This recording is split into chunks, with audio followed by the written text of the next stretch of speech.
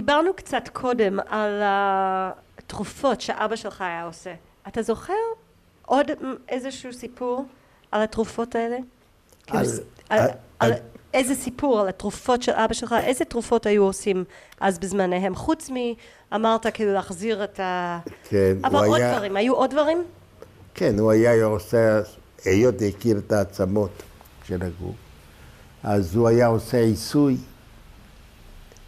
היה מעשה, הוא ידע בדיוק מה עושים. וזה אני נזכר ממנו, יש תרופה שהוא היה לוקח, עושה גבס. איזה גבס? גבס מתבלינין.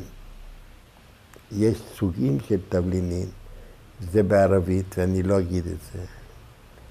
זה חוסלבן, ולבן מורה, בן חלווה, ולמסטיקה. זה שמות, יש שבע סוגים.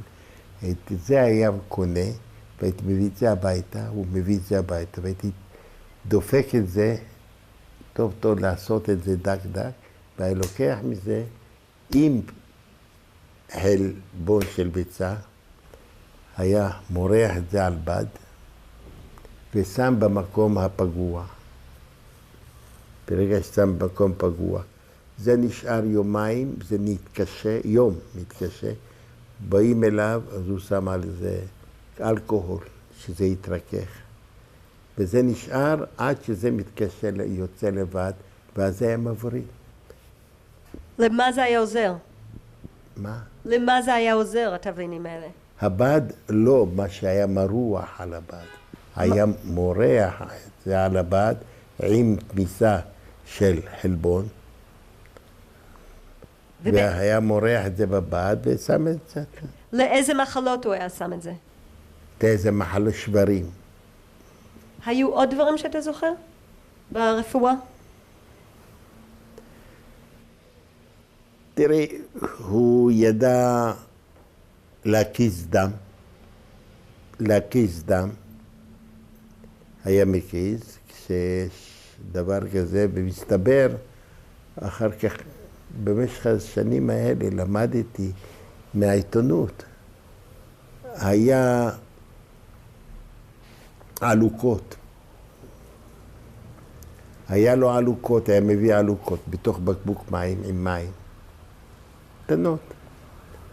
ואז הוא היה עם סכין גילוח נקי.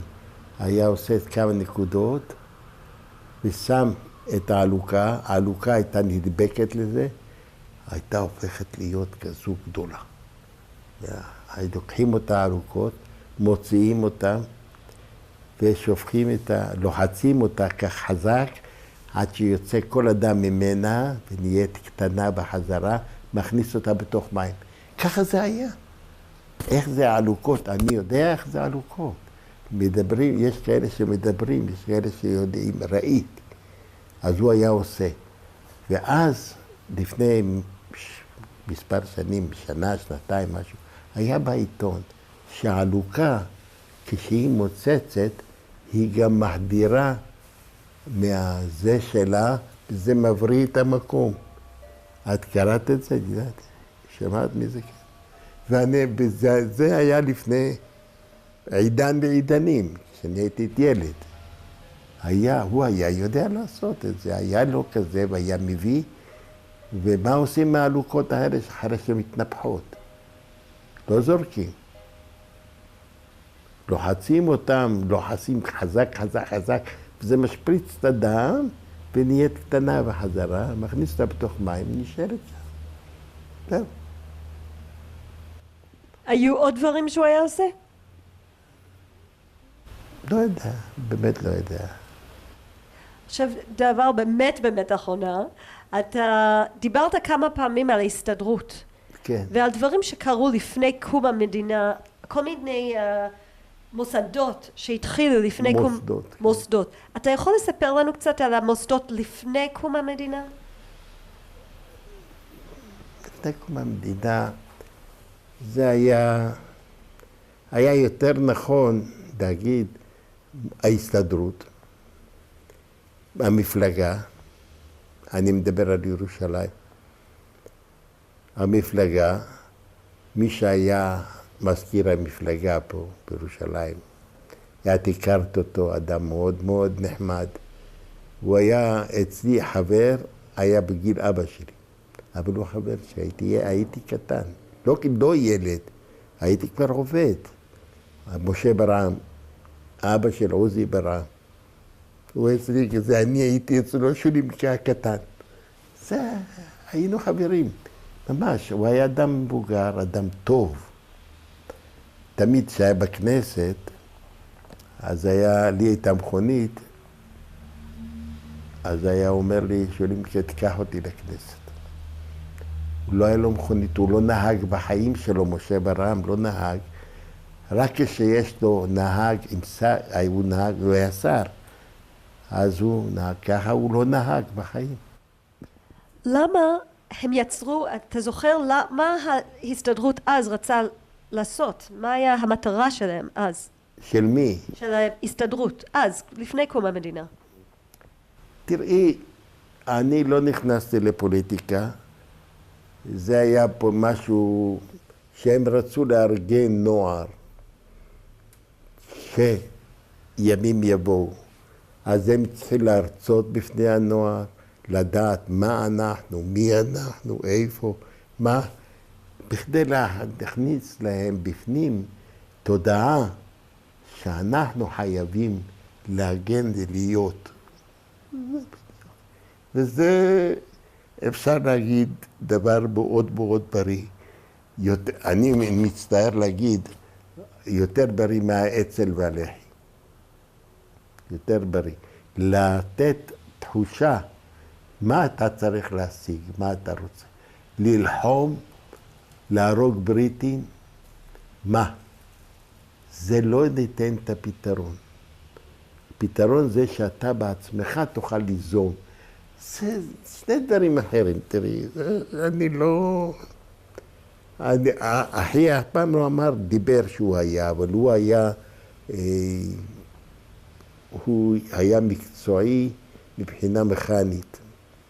כל הנשק שלהם, הוא היה מכוון, הוא היה מסדר, הוא היה משהו. בני דודים שלי נהרגו שניהם, אחד בלח"י ואחד באצ"ל. יש עוד, אני לא יודע, לא רוצה להזכיר את כולם.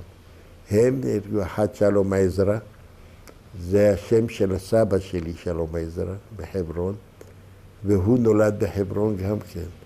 הוא היה כשהוא נפל ב-48, הוא היה בן 16 וחצי. הוא נפל בגוש עציון. כשנכבשה גוש עציון, אז הוא בין אלה שנהרגו שם הרוגים. עכשיו זה היה אחת. השני, מי זה היה שדיברתי עליו עכשיו? שלום עזרא. והוא נהרג שם. ניסי, זה השני, שמו יודו יוסף. בורחים לי שמות. זה בסדר. אני רוצה באמת להודות לך, מאיר, על זה שחילקת איתנו את החיים והסיפורים שלך. תודה רבה רבה. אני יכול להגיד רק משהו אחר. בטח, מה אתה רוצה להוסיף? אני מאוד מאוד נהניתי. אני בחיים שלי לא מדבר, לא מספר. אנשים לא יודעים, הילדים שלי לא יודעים. מה שסיפרתי פה, אלה דברים שזה, את הדלת אותם מתוכי, מה שאני לא הייתי חושב מה זה בכלל. אבל הרגשתי מה זה מדינה. כשאת שואלת אותי מה רצה להשיג, אז הנוער, בעיקר לא המבוגרים זה היה שטויות, זה היה כיסוי שהיו לוקחים לאיזה באולמות לעצות. הם רצו את הנוער לקבל את ההשראה מה שיש להם בראש. מה זה בן אדם? בן אדם יש לו ראש. מה זה הראש? מה יש לו בתוך הראש? מחשבות, דברים שהוא רוצה לבטאות אותם. זה, אני קורא לזה קומקום. הראש הזה, זה הקומקום. וזה הצ'ופצ'יק של הקומקום. אז אדם שרוצה לדבר, רוצה להעביר מי אליי אלייך. רוצה לתת לך כוס תה, נקרא לזה תה בלשון אחרת. אז כל מה שאני מדבר, זה מעביר אלייך. אז זאת אומרת, זה ממש קומקום, שמה שהוא קולט, הוא מעביר הלאה. מעביר הלאה דרך הפה. זה כמו שמעביר כוס תה, או משהו לאחרים. זה בדיוק. אני ממש הדלת ממני, ואני פתחתי. נפתח לי הקומקום, והצ'ופצ'יק של הקומקום התחיל לזרום. וזהו, אני פה. יש משהו שעוד לא שאלתי שאתה רוצה לדבר עליו? אמרתי לך שאת הדלת ממני, מה שאני לא ידעתי. אז איך אני יכול לדעת אם יש עוד משהו? תודה רבה, מאיר, תודה. באמת. ידעת לקלוע לכל נקודה ולדובב. כן. תודה. את לא עובדת במשטרה. לא. טוב, אני צריך להראות לך כמה דברים עוד.